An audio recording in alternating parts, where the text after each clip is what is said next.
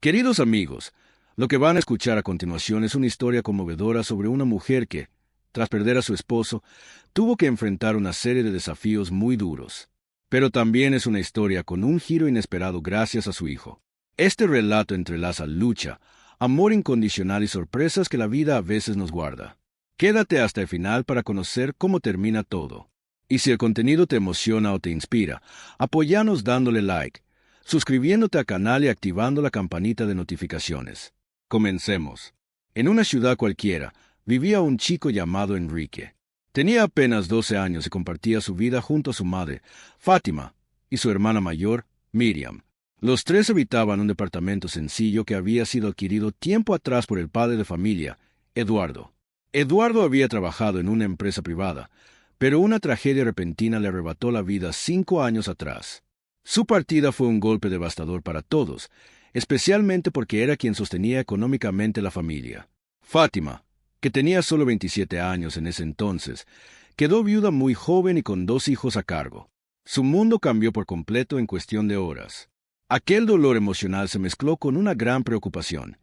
¿Cómo iba a sacar adelante a sus hijos sola?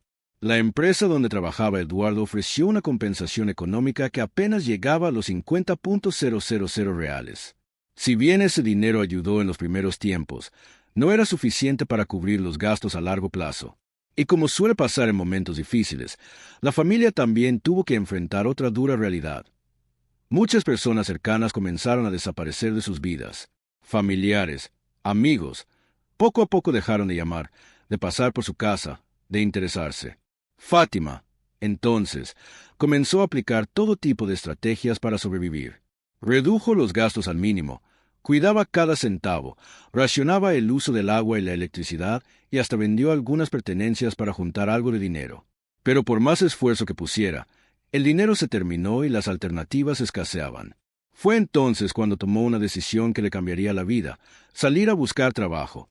Después de haber sido ama de casa durante años, volver al mundo laboral no fue fácil, y menos aún teniendo sus hijos aún pequeños, totalmente dependientes de ella.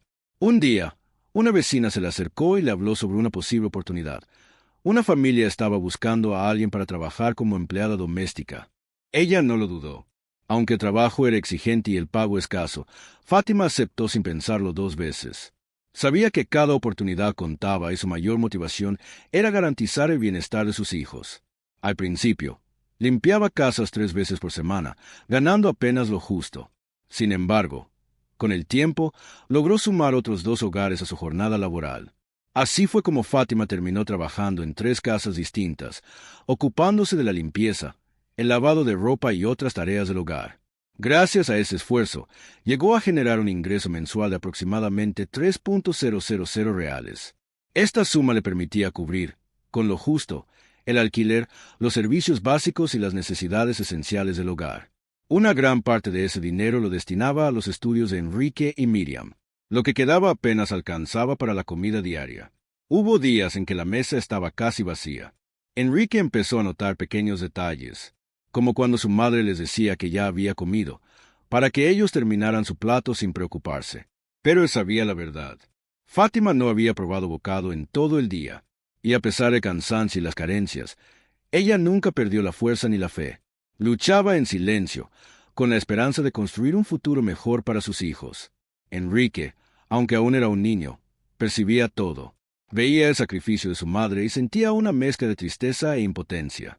Intentaba seguir concentrado en la escuela, pero las dificultades del hogar comenzaban a pasarle factura. A veces, el hambre le provocaba un vacío tan profundo que apenas podía mantenerse despierto en clase. Un par de días atrás, su cuerpo comenzó a dar señales de agotamiento extremo. El estómago le dolía, su energía era mínima y apenas podía mantenerse de pie. No tenía más remedio que tomar agua para intentar calmar esa sensación persistente de vacío. Ese día, mientras estaba sentado en su pupitre, algo extraño le sucedió. Su vista comenzó a nublarse. Sentía que el mundo a su alrededor se desvanecía. La oscuridad lo fue envolviendo, lenta e inevitablemente. El maestro de Enrique, el señor Carlitos, notó de inmediato que algo no andaba bien. Enrique se veía pálido, agotado, como si apenas pudiera mantenerse despierto. Se acercó con calma y le preguntó con dulzura: «¿Estás bien? ¿Te duele algo?». Enrique, con esfuerzo, levantó la mirada y respondió en voz baja. Sí, profesor, estoy bien. Pero el profesor Carlitos no se dejó engañar. Su instinto le decía que ese chico llevaba una carga muy pesada para su edad. Se inclinó nuevamente hacia él, esta vez con un tono más comprensivo. Decime la verdad, Enrique, te ves muy mal. ¿Qué te está pasando? Enrique dudó unos segundos, luchando entre la vergüenza y el alivio de poder hablar. Finalmente, susurró con la voz quebrada. No tenemos comida en casa. Llevamos 2 días sin comer. Ya no doy más. Aquella confesión atravesó al profesor como una puñalada. No podía concebir que un niño viviera algo así. Sin perder un segundo, tomó a Enrique del brazo y lo llevó a la sala de profesores.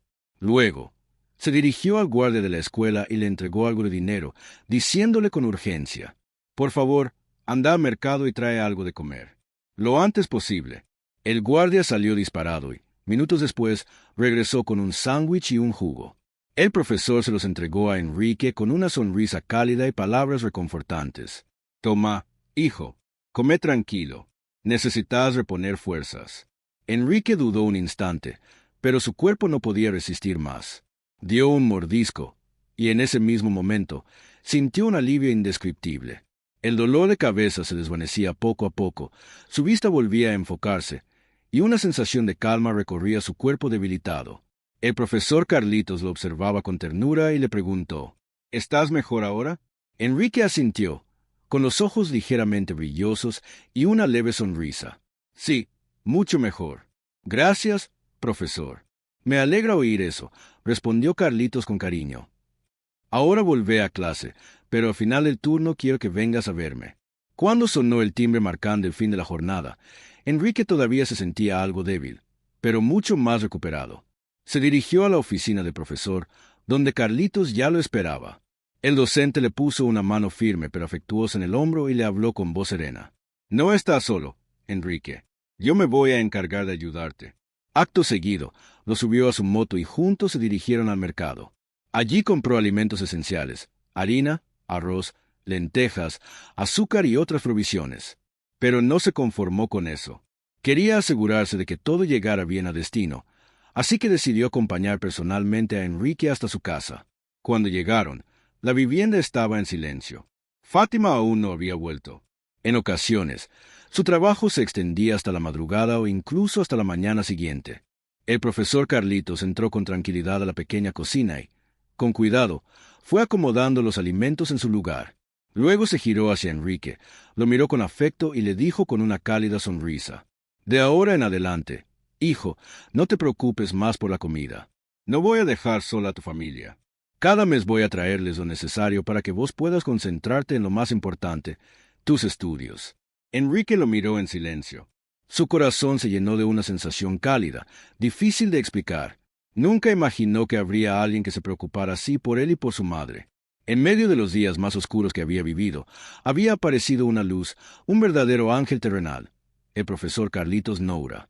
Antes de marcharse, Carlitos se detuvo un momento en la puerta, miró a Enrique a los ojos con firmeza y cariño, y le dijo: «Sé que ahora todo parece muy difícil, pero tenés que enfocarte en tus estudios. Eso es lo que va a cambiar tu futuro.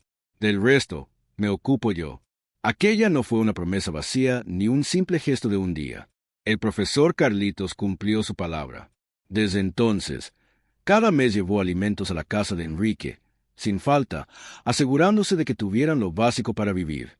Fátima, al enterarse de todo lo que aquel hombre hacía por ellos, no podía creerlo. Su corazón se llenaba de asombro y gratitud. ¿Cómo era posible que alguien tan generoso se cruzara en sus vidas sin pedir nada a cambio? Sabía que el salario de un maestro no era alto, y sin embargo, él sacrificaba parte de su propio bienestar para sostener a una familia que no era la suya. No solo llevaba comida, también los visitaba, los escuchaba, les ofrecía consuelo y, sobre todo, esperanza. Un día, Fátima regresó de su trabajo exhausta y, al entrar a la cocina, quedó completamente paralizada. La alacena estaba llena. Había bolsas de harina, arroz, azúcar, aceite, legumbres y muchos otros alimentos cuidadosamente ordenados. Se quedó mirando todo con los ojos abiertos y el alma temblorosa. No entendía qué había pasado. Se giró hacia su hijo, que la observaba en silencio, y le preguntó con la voz quebrada: «Enrique, ¿cómo llegó todo esto hasta acá?» El niño levantó la cabeza lentamente, con calma y orgullo, y respondió: «Fue el maestro Carlitos, mamá. Él nos trae esto todos los meses». También habló con la administración de la escuela. Me eximieron de las cuotas que no habíamos podido pagar en los últimos 3 meses. Las lágrimas brotaron de los ojos de Fátima sin que pudiera contenerlas.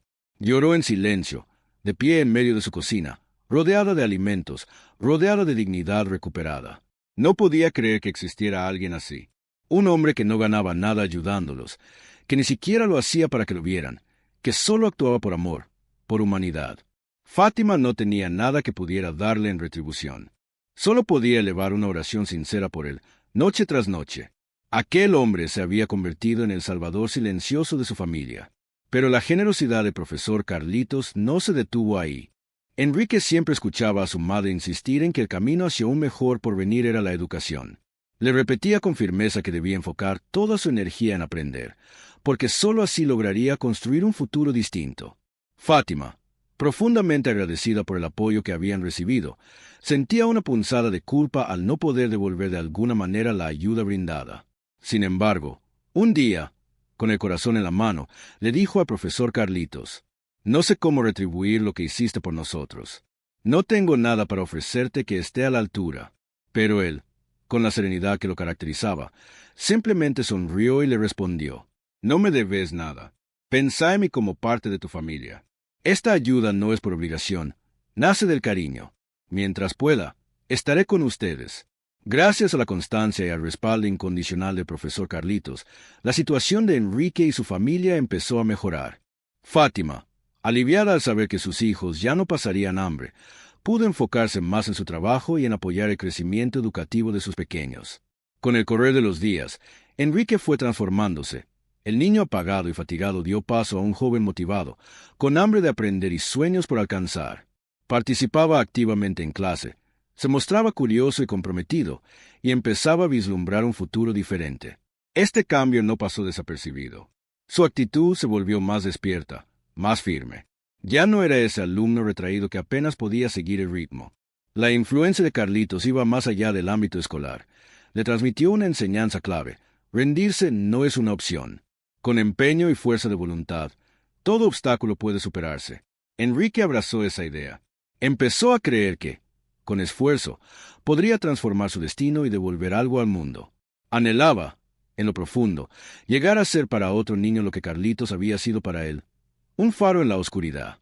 No lo veía solo como un maestro, sino como un mentor, alguien que iluminó sus días más difíciles con esperanza. Fue entonces cuando Enrique comprendió que el verdadero acto de dar no se mide por lo material, sino por el amor genuino con el que uno ayuda sin esperar nada a cambio. Nació en la firme decisión de, algún día, extender su mano a quien lo necesite, así como lo habían hecho con él. Y así, mientras el tiempo pasaba, su vida fue tomando un nuevo rumbo. El hambre y la escasez quedaron en segundo plano, reemplazados por su deseo de aprender y salir adelante.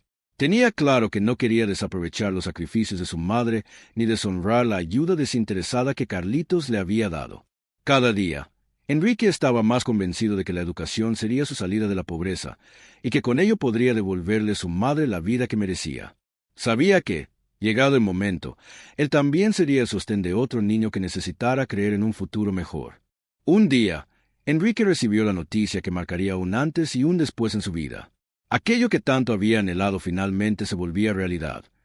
Había sido seleccionado para una beca completa en una de las universidades más prestigiosas del mundo. Tendría la posibilidad de estudiar en el extranjero, algo que antes le parecía inalcanzable. La emoción fue tan grande que apenas podía describirla. Todo el sufrimiento vivido junto a su familia, las privaciones, las noches sin cenar, la incertidumbre diaria, quedaba atrás. Por primera vez en muchos años, Fátima y su hija Miriam tenían un verdadero motivo para celebrar. Nunca imaginaron vivir un momento así. Enrique solía pensar que esas oportunidades estaban reservadas para quienes nacen con privilegios, pero con perseverancia y trabajo duro, él había logrado lo impensado. La beca no solo cubría su educación, también incluía el pasaje, la estadía y todos los gastos necesarios para su nueva vida. El día del viaje llegó. En el aeropuerto, Fátima y Miriam lo acompañaron hasta el último momento. Había lágrimas en sus ojos, una mezcla de orgullo y tristeza por la despedida. Enrique abrazó a su madre y a su hermana con fuerza y, con voz firme y mirada decidida, les dijo: «Les prometo que van a estar orgullosas de mí». Mientras subía al avión, repasó en su mente todo lo que había vivido. Recordó los días en que el hambre lo mantenía despierto por las noches, y sonrió a pensar en lo lejos que había llegado. Ahora, el futuro brillaba ante él. Al llegar a su destino, se encontró con todo organizado: alojamiento, alimentación, material de estudio, todo cubierto por la beca. Enrique no podía evitar sentirse profundamente agradecido, especialmente con el profesor Carlitos, quien había sido el pilar que lo sostuvo en sus peores momentos y lo impulsó a no rendirse. Aunque comenzó una nueva etapa en otro país, nunca se olvidó de su hogar. La beca le daba un respiro económico tan grande que incluso podía enviarle dinero a su madre cada mes. En una llamada, con voz emocionada, le dijo: «Mamá, ya no tenés que seguir limpiando casas. A partir de ahora yo me encargo. Es hora de que descanses. Te lo ganaste con cada sacrificio que hiciste por nosotros». Ese momento fue uno de los más felices en la vida de Enrique. Poder devolverle algo a su madre, quien lo había dado todo sin pedir nada a cambio, era un sueño cumplido. Con el tiempo, su situación financiera mejoró aún más. Comenzó a trabajar medio tiempo mientras estudiaba, lo que le permitió enviar más ayuda a casa. Su objetivo ya no era simplemente salir adelante, quería asegurar un futuro mejor para toda su familia. Ese nuevo ingreso trajo alivio al corazón de Fátima. Después de tantos años de lucha, pudo renovar la casa, comprar muebles nuevos y vivir con un poco más de dignidad y tranquilidad. El ambiente en el hogar de Enrique cambió radicalmente. Lo que antes era una casa cargada de tristeza y angustia, se transformó en un espacio lleno de esperanza y alegría. Pero con el éxito también llegaron ciertas sorpresas. Familiares que durante años habían estado ausentes, que nunca se interesaron por su situación y por sus necesidades, comenzaron a aparecer nuevamente. Con sonrisas amplias y ofrecimientos de ayuda, regresaban como si nada hubiese pasado. Enrique observaba todo con asombro. No guardaba rencor, pero no podía evitar notar cuán rápido cambiaban las personas cuando el panorama mejoraba. Esa experiencia le dejó una enseñanza profunda. Los verdaderos amigos y la verdadera familia son quienes permanecen cuando más los necesitas, no solo cuando hay razones para celebrar. Con el paso del tiempo, su hermana Miriam también logró completar sus estudios, y el futuro comenzó a verse más claro para todos. El éxito de Enrique no solo cambió su vida, sino que se convirtió en una chispa de inspiración para su familia. Ya no vivían con miedo a mañana, sino que comenzaron a soñar sin restricciones, con una fe renovada en lo que estaba por venir. Enrique se esforzó al máximo durante su carrera, y ese esfuerzo dio frutos. Se graduó con honores y recibió una propuesta laboral de una compañía reconocida a nivel internacional. El salario era algo que, en su niñez, ni siquiera se hubiera atrevido a imaginar. Fue en ese instante cuando comprendió que cada sacrificio, cada noche en vela, cada gesto de amor de su madre y cada palabra de aliento del profesor Carlitos habían valido completamente la pena. Ya no era simplemente un joven intentando salir adelante. Se había convertido en un hombre capaz de sostener a otros, de tender la mano, como siempre había soñado. Antes de comenzar esta nueva etapa, decidió hacer algo especial.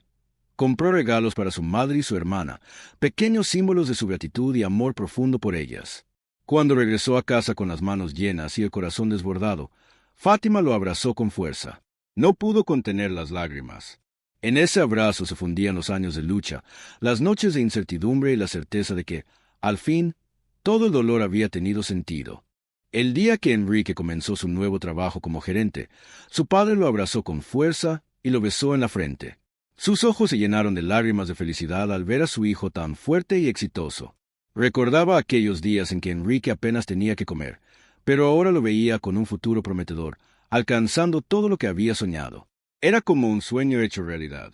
Era el primer día de trabajo de Enrique como ejecutivo en una empresa prestigiosa, y aunque el día fue agitado, no podía dejar de pensar en las personas que lo habían apoyado a lo largo de su vida. Sentado en su escritorio, reflexionó sobre lo que habría sido de él sin el profesor Carlitos. ¿Qué hubiera sucedido si no hubiera estado a su lado durante los momentos más difíciles? Con un sentimiento de profunda gratitud, decidió buscar al profesor para agradecerle personalmente. Llamó al coche particular de la empresa y se dirigió al colegio donde Carlitos enseñaba. Sin embargo, Al llegar, se enteró de que el profesor se había jubilado hacía un año.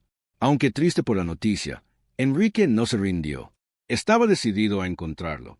Después de varias búsquedas, consiguió la dirección de su casa. Con frutas y dulces en las manos, llegó a la vivienda, pero al ver a Carlitos se sorprendió. El hombre lleno de energía y vitalidad que conocía ahora parecía cansado y envejecido. Vivía en una situación económica difícil, trabajando como profesor privado para poder cubrir sus necesidades. El corazón de Enrique se rompió al ver a su maestro en esa situación. Sin pensarlo dos veces, le ofreció su ayuda. Le organizó citas médicas, le envió medicamentos y se aseguró de que tuviera comida todos los días.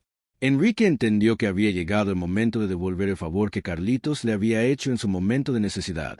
Fue así como comenzó una hermosa amistad entre él, su padre y Carlitos, quien, al igual que Enrique, tenía una hija que acababa de graduarse.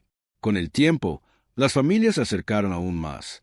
La relación entre Enrique y la hija de Carlitos creció, y, poco a poco, las conversaciones sobre un posible matrimonio entre ellos comenzaron a surgir.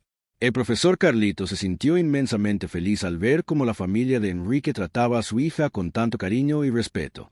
Ahora, años después de haber sido quien ayudó a Enrique, veía cómo él mismo se había convertido en una fuente de felicidad para su propia familia. La historia de Enrique y Carlitos se convirtió en una de lealtad, amor y gratitud.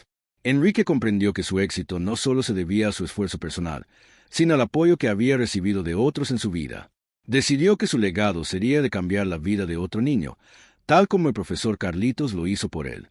En ese momento, entendió que lo más valioso que uno puede hacer en la vida es extender una mano amiga a quienes más lo necesitan. Con el corazón lleno de gratitud, Enrique continuó su camino, sabiendo que la bondad y el sacrificio no son acciones pasajeras, sino que tienen el poder de transformar el futuro de alguien más. Su vida había cambiado gracias a la mano que le tendió Carlitos en sus momentos más oscuros, y prometió que algún día él también sería esa mano amiga para otro niño. Amigos, hoy compartimos con ustedes una historia inspiradora llena de esperanza y generosidad. Si esta historia te tocó el corazón y te hizo reflexionar sobre la importancia de ayudar a los demás, no olvides darle me gusta al video. También puedes suscribirte a nuestro canal y activar la campanita de notificaciones para ser el primero en ver nuestras próximas historias. Comparte tus pensamientos con nosotros en los comentarios. ¿Has tenido una experiencia similar o tienes una historia inspiradora que merezca ser contada? Nos vemos en la próxima historia. Mantente saludable. Cada noche, Omar Castillo se preguntaba por qué su hija de 14 años regresaba a casa completamente agotada. La decisión de instalar una cámara oculta en su habitación lo llevó a descubrir la verdad más oscura de su existencia. Comparte tu opinión sobre esta historia en los comentarios y cuéntanos desde qué ciudad nos sigues. Con tu apoyo a través de likes y compartidas nos ayudas a continuar. Que tengas una experiencia memorable durante aquel año, en una de esas noches frías de diciembre en Ciudad de México, en el tercer piso de un edificio deteriorado, Omar Castillo, técnico en refrigeración de 45 años, se revolvía en su cama metálica que crujía bajo su peso. De repente se sobresaltó al escuchar una tos suave y seca proveniente de la habitación contigua. «¿Ana?», gritó con voz suave, pero no obtuvo respuesta alguna. Ana Castillo, su hija de 14 años, anteriormente solía arreglarse el cabello largo y oscuro con esmero antes de ir a la escuela. Ahora, su cabellera permanecía la mayor parte del tiempo desarreglada. Sus ojos, que recordaban a los de su difunta madre Esperanza, redondos y brillantes, ahora lucían constantemente cansados y apagados. Cuando Omar abrió la puerta y entró, encontró a Ana acurrucada hacia la pared. Bajo la tenue luz que se filtraba desde el pasillo, su piel parecía pálida con tonos grisáceos. «¿Te encuentras bien?», preguntó gentilmente mientras se sentaba en el borde de la cama. Ella asintió con la cabeza sin voltearse. «Estoy bien, papá, solo fatigada por los estudios». «¿Qué estudios son esos que han hecho que tus calificaciones bajen tanto?». «He revisado tu boletín», dijo Omar con un tono de reproche. Ana permaneció inmóvil. «Estudiaré más». Omar suspiró. Sentía que algo anormal ocurría con su hija desde hacía una semana. A veces despertaba a medianoche gritando. Luego se agarraba la cabeza intentando tranquilizarse. En ocasiones apenas comía unos bocados y decía estar satisfecha. Su piel estaba pálida, sus labios secos y agrietados, pero lo que más le partía el corazón era ese cansancio en sus ojos. Desde que perdió a su esposa Esperanza en un accidente automovilístico en 2020, había asumido el papel de padre y madre simultáneamente. Aprendió a trenzar el cabello de su hija, a cocinar la pasta que le gustaba y a abrochar los botones de su uniforme escolar por las mañanas. Al principio parecía que todo marchaba bien, pero ahora sentía que todo se le escapaba de las manos. A la mañana siguiente, Omar se encontró con su amigo de la escuela técnica, Sebastián Torres, en un pequeño café popular en la colonia Roma. «Has perdido peso, Omar», le dijo Sebastián mientras le servía té. «Sigue sin dormir bien por culpa de Ana», respondió ocultando su rostro entre las manos. «Se ha convertido en otra persona que no reconozco». Sebastián frunció el ceño. «¿Ha dicho algo? Solo dice que estudia mucho, pero no le creo». Una vez vi un moretón en su muñeca y cuando le pregunté, se rió y negó con la cabeza. «¿Imposible? ¿Crees que está pasando por algo serio?» «No lo sé», dijo Omar sin tocar el té. «Lo único que sé es que tengo mucho miedo. Si este tipo de historias te resultan interesantes, no olvides seguir nuestro canal para más contenido como este. Tu apoyo significa mucho para nosotros». Sebastián guardó silencio por un momento, luego se acercó a la mesa y susurró. «Si estás tan preocupado, instala una cámara. Conozco a alguien llamado Carlos Morales, que trabaja en sistemas de vigilancia. Normalmente las instala en oficinas. Una en el pasillo y otra en la habitación serían suficientes. Si las colocas con cuidado, ¿quieres decir que la espíe? No es espionaje, es protección. Los tiempos han cambiado». Esa noche, Ana estaba en clases de apoyo y aún no había regresado a casa. Omar tomó el kit de cámaras que había traído Carlos Morales. Con extremo cuidado, instaló una sobre el pasillo que conducía al cuarto de Ana y otra la ocultó dentro de la lámpara de la habitación. No sentía culpa, ya no se avergonzaba de invadir la privacidad de su hija. Todo lo que sentía era una angustia que crecía dentro de él como una ola de pánico presionando su pecho. Alrededor de la 1 de la madrugada, Omar Castillo aún estaba despierto. Ana regresó a casa silenciosamente, como era su costumbre. Comió su comida fría sin pronunciar palabra. Luego entró a su cuarto y cerró la puerta. A las 2:10 después de medianoche, Omar despertó por un sonido suave. Salió al pasillo, pero no encontró a nadie. La puerta del cuarto de Ana estaba cerrada. Puso su oído contra la puerta y escuchó un clic. Era el pestillo de la ventana abriéndose. Regresó rápidamente y abrió la aplicación de monitoreo en su teléfono.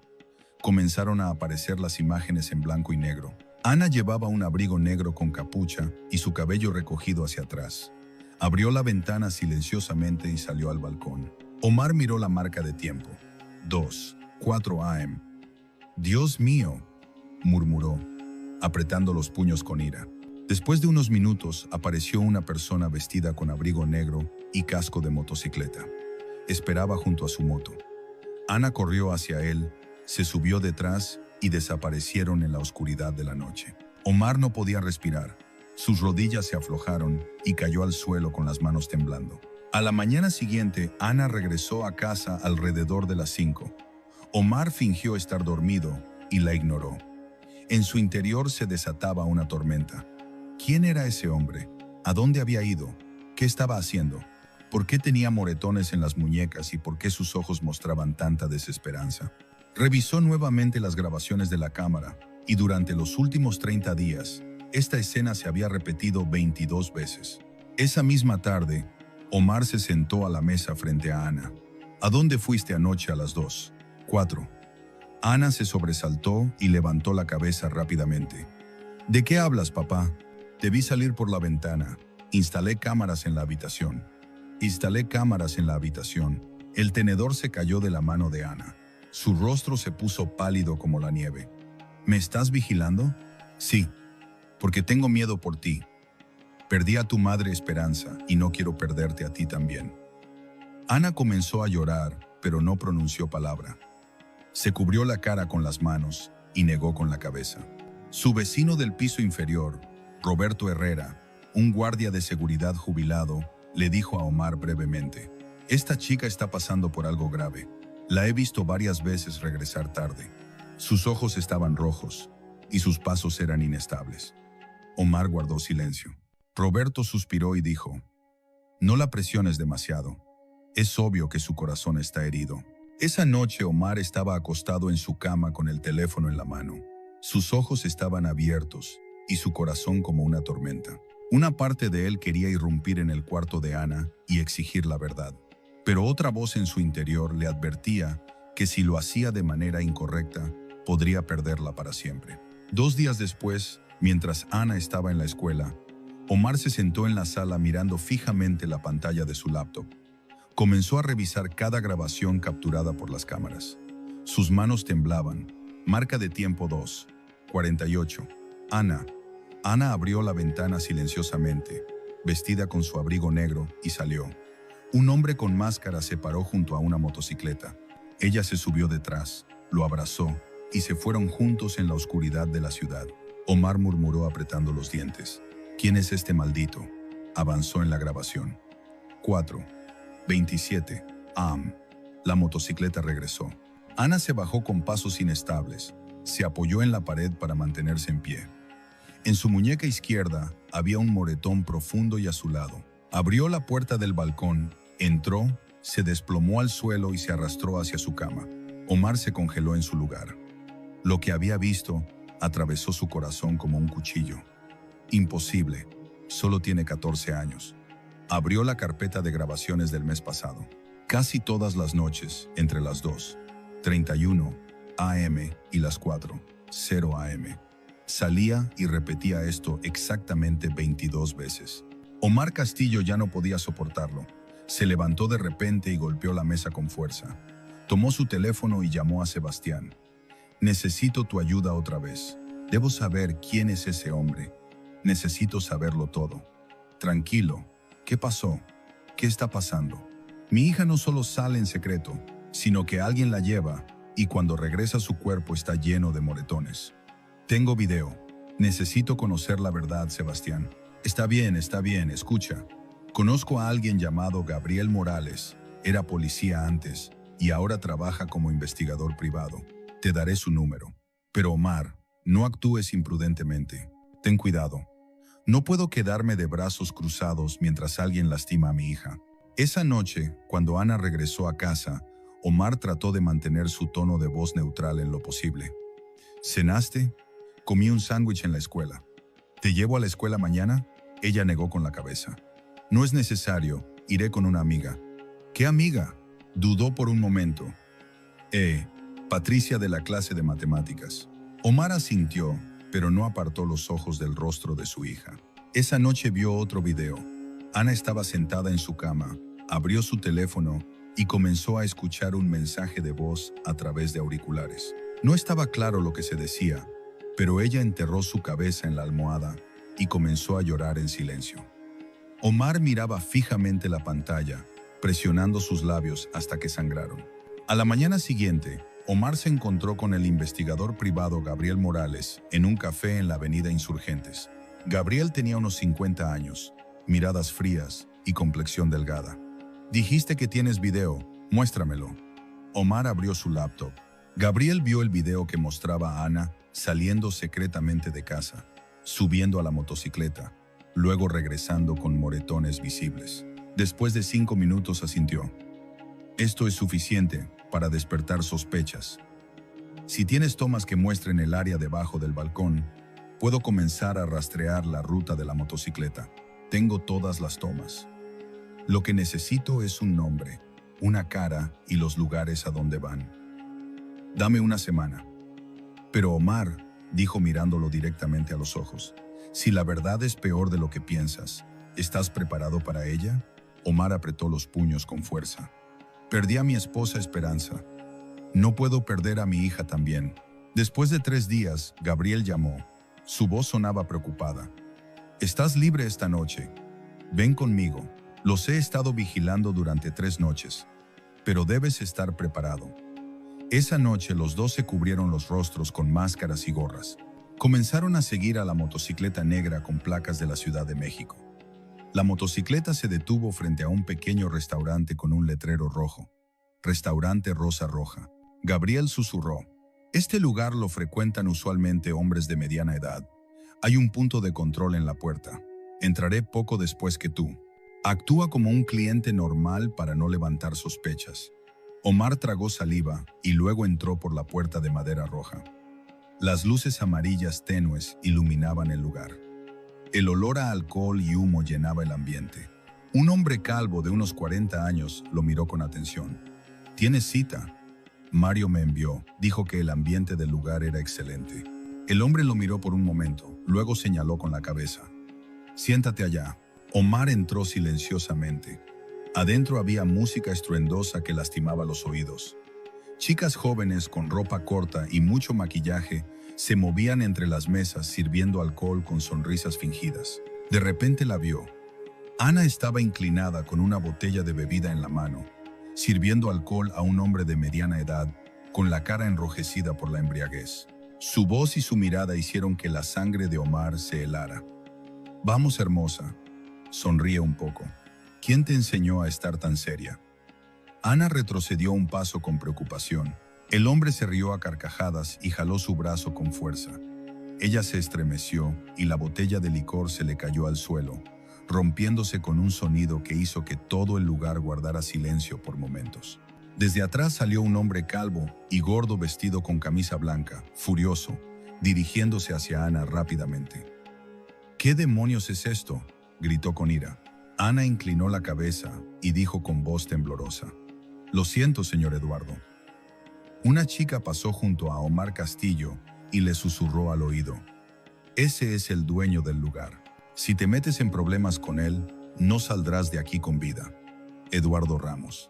Eduardo notó las miradas de Omar y se acercó a él con pasos pesados, parándose entre él y Ana. Luego entrecerró los ojos. Eres nuevo aquí. Tu cara me parece conocida. Solo quería echar un vistazo. Parece que el ambiente aquí es animado, dijo Omar tratando de mantener la calma. Aun si solo estás mirando, vigila dónde pones los ojos. Este lugar no está abierto para todos. No nos gustan las miradas de más aquí. Eduardo se dio vuelta con desprecio y se fue. En ese momento, otra chica agarró el brazo de Ana y la arrastró hacia atrás. Pero antes de desaparecer, sus ojos se encontraron con los de Omar. En su mirada había miedo, sorpresa y dolor profundo. Omar apartó la mirada. Apretaba los puños tan fuerte que sus uñas atravesaron su piel. Gabriel Morales se acercó desde otra esquina del lugar como si pidiera una cerveza. Luego le susurró a Omar. Sal inmediatamente. No queremos que recuerde tu cara. Afuera, Omar se recostó contra la pared del restaurante Rosa Roja. Su rostro estaba completamente pálido. Gabriel tomó una bocanada profunda de su cigarrillo. Luego guardó silencio un poco antes de decir, ahora entiendes, ¿verdad? Esta chica no va por su propia voluntad. Pero si abrimos una investigación, dirán que estaba de acuerdo. Las leyes actuales, si no hay coerción explícita, no protegen ni siquiera a una niña de 14 años. Omar cerró los ojos y susurró, debo salvar a mi hija, haré lo que sea necesario.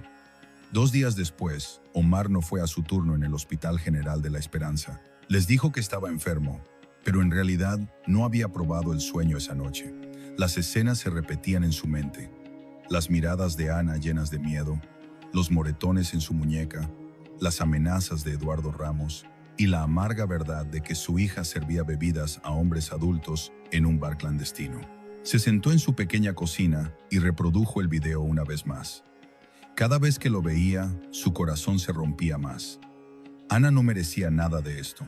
A las 2:45 a.m., se puso su abrigo viejo, se colocó una gorra y máscara y fijó la pequeña cámara que Gabriel le había dado en su camisa. Tomó un cuchillo pequeño, no para usarlo sino como recordatorio.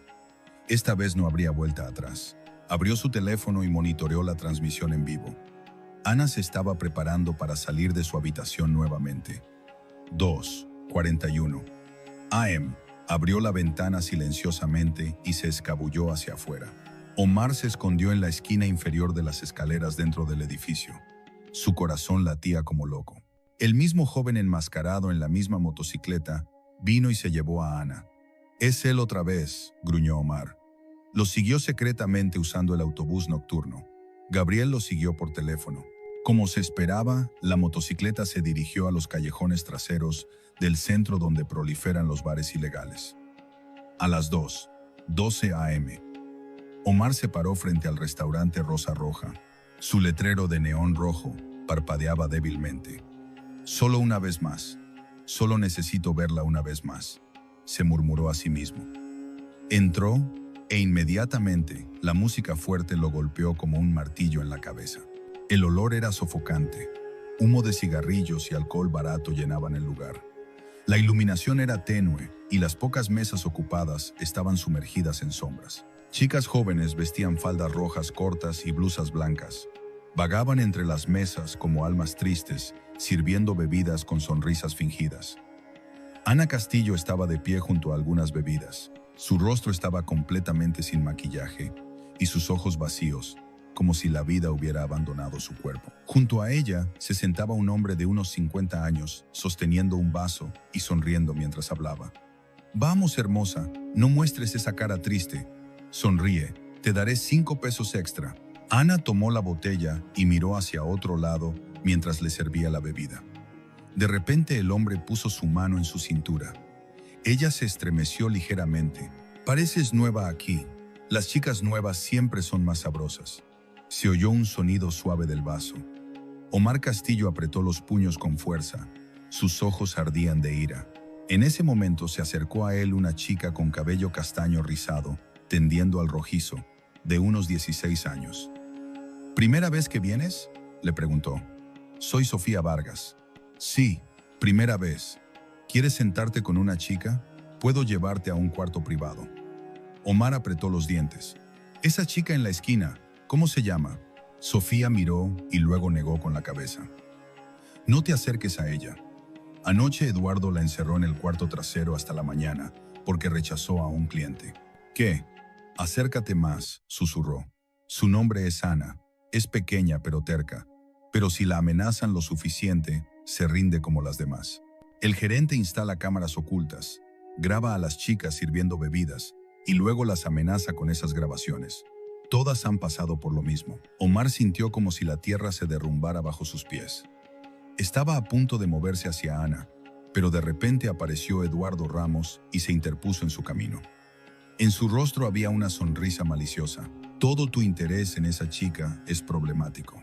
«No, solo su cara me parecía familiar». «Aquí nada es familiar. Hay una regla. No preguntas, no miradas, no toques a menos que pagues». Omar tragó saliva y retrocedió. Se controló a sí mismo con dificultad. Necesitaba evidencia. A las 2:43 a.m. entró un hombre de unos 50 años, cabello gris, vestido con traje formal. Saludó a Eduardo y luego señaló a Ana. Ana salió con una sonrisa forzada, le sirvió una bebida. El hombre le susurró algo al oído que hizo que su rostro se pusiera pálido de repente. Trató de retroceder. El hombre agarró su muñeca y se acercó. «Oye, ya pagué por adelantado. Si no quieres llamaré a Eduardo». Ana tembló, susurró con una voz que apenas se podía escuchar. «Por favor, no lo hagas. Solo sirvo bebidas. Tú no pones las reglas aquí». La jaló y la sentó a su lado. Su mano se movía hacia su pierna. Omar se levantó de repente. Agarró la pequeña cámara fijada en su camisa.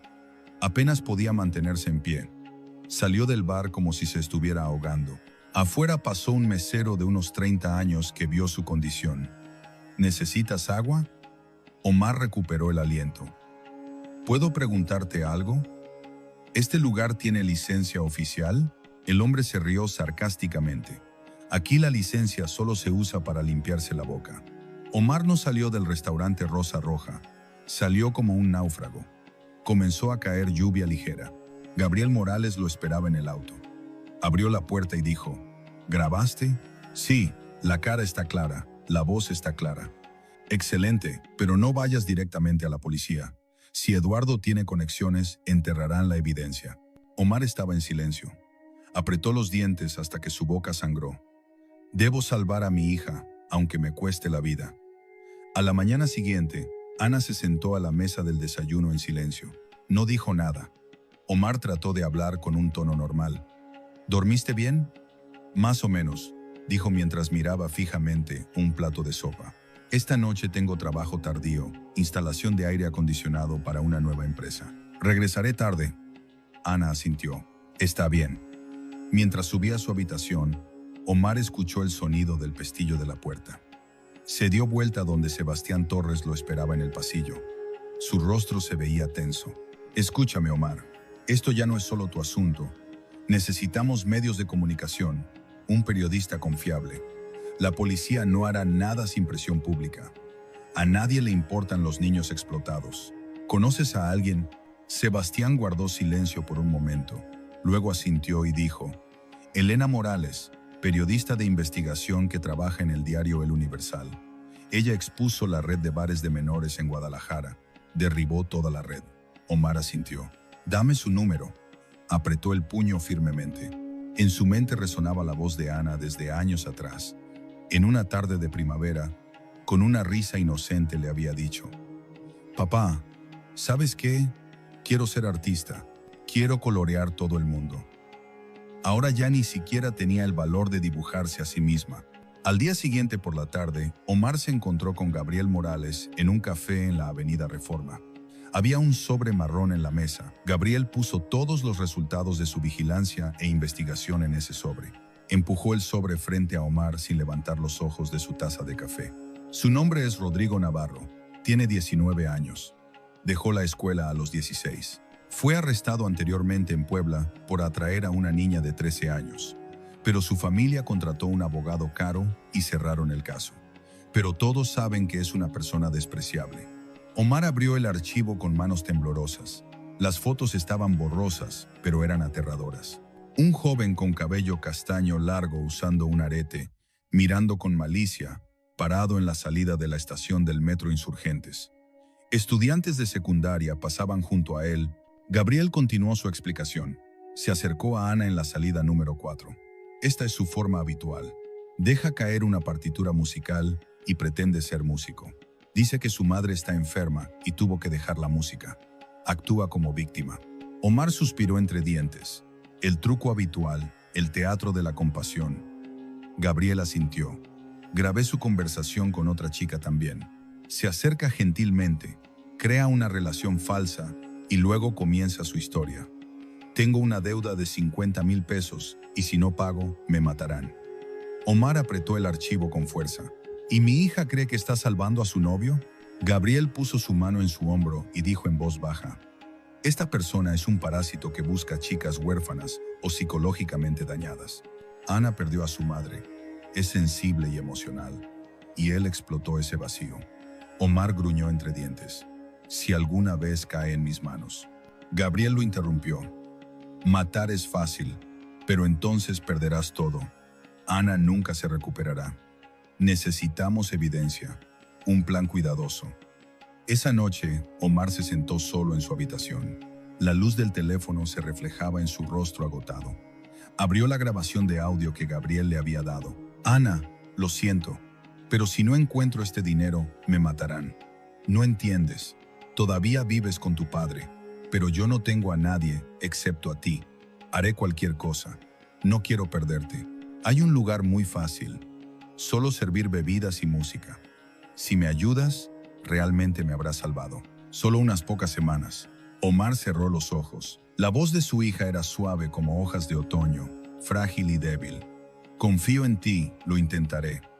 Sintió como si algo dentro de él se rompiera completamente, como si estuviera muriendo lentamente. Al día siguiente, Sebastián Torres vino a la casa de Omar con un periódico y lo puso con fuerza sobre la mesa. ¿Viste esto? En la primera página, Rodrigo está conectado con estudios musicales subterráneos. El sitio fue allanado por la policía, pero fue liberado por falta de evidencia. Esta serpiente, dijo Sebastián. Omar gruñó. Quiero grabarlo recibiendo dinero con sonido e imagen. ¿Lo atraparás en una trampa tú mismo? Si es necesario, sí. Seré yo quien le tienda la trampa. Sebastián dudó. Esto podría ser muy peligroso. ¿Permitir que vaya allí todas las noches es menos peligroso? ¿Despertarme cada mañana preguntándome si todavía está viva es menos peligroso? Esa noche Omar Castillo salió de casa con un disfraz diferente. Llevaba un abrigo largo, gafas y una pequeña cámara oculta en el botón de su camisa. Gabriel Morales había preparado un auto de vigilancia cerca del restaurante Rosa Roja. Adentro, Rodrigo Navarro se sentaba en el borde del bar, riendo y conversando con Eduardo Ramos. Llevaba una chaqueta de cuero, fumaba un cigarrillo y se comportaba con confianza y arrogancia. Omar se sentó en una mesa cercana y colocó silenciosamente un pequeño grabador de audio en la silla de al lado. «La chica es muy obediente, ¿verdad?», dijo Eduardo mirando alrededor. Rodrigo se rió uniendo los labios. «Juego de niños. Anoche le dije que dejaría el trabajo y comenzó a llorar. Piénsalo, una niña pequeña que se enamoró. Lo más fácil de controlar». Eduardo levantó las cejas y sacó un sobre de su bolsillo. «Toma esto, pero no la dejes hablar mucho. Si algo se filtra a la prensa, borraré toda la evidencia y te echaré la culpa. No te preocupes, le dije que le debo dinero a la mafia y que si no pago me matarán. Tiembla de miedo».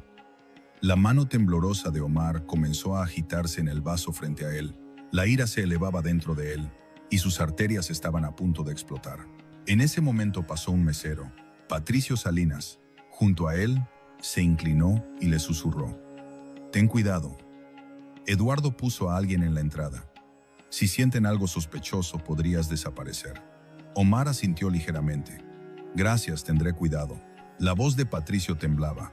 «Esa chica es tu hija, ¿verdad?». «Sí. Mi hermana también fue engañada por alguien como Rodrigo. Intentó suicidarse. Si necesitas un testigo, estoy dispuesto a testificar». «Tu nombre es Patricio Salinas y tu hermana María Salinas». Omar asintió con dificultad. «Los ayudaré». En el camino de regreso a casa, Omar volvió a escuchar las grabaciones. Las voces de Rodrigo y Eduardo resonaban en la oscuridad. Esa burla, esa grosería en sus palabras, como si disfrutaran del sufrimiento de los niños. Su sangre hervía. Cuando llegó a casa, Ana ya se había dormido. Omar se quedó de pie en silencio frente a la puerta de su habitación. A través de la rendija de la puerta, la vio acurrucada bajo las mantas, abrazando su almohada. Sus ojos estaban firmemente cerrados. En el escritorio, el cuaderno escolar estaba abierto. La oración incompleta. Omar susurró apretando los dientes: «Te salvaré aunque tenga que destruir a esos demonios con mis propias manos». A la mañana siguiente se encontró nuevamente con Gabriel Morales y le entregó todas las nuevas grabaciones de audio y video. Gabriel examinó los archivos y luego murmuró: «Esto es suficiente. Hay confesión implícita y entrega de dinero documentada y hay un testigo potencial. Pero de esta forma, el sistema judicial no aceptará el archivo directamente. La policía podría cerrarnos el caso. Necesitamos ir a los medios». Una voz fuerte que todos escuchen. «Elena Morales». «Sí, me comuniqué con ella. Aceptó conocerte mañana por la tarde». Omar asintió. Sus ojos no mostraban esperanza, sino una tormenta a punto de explotar. Esa tarde, cuando Ana regresó de la escuela, Omar la esperaba en la puerta. Su rostro no estaba enojado ni lleno de sospecha.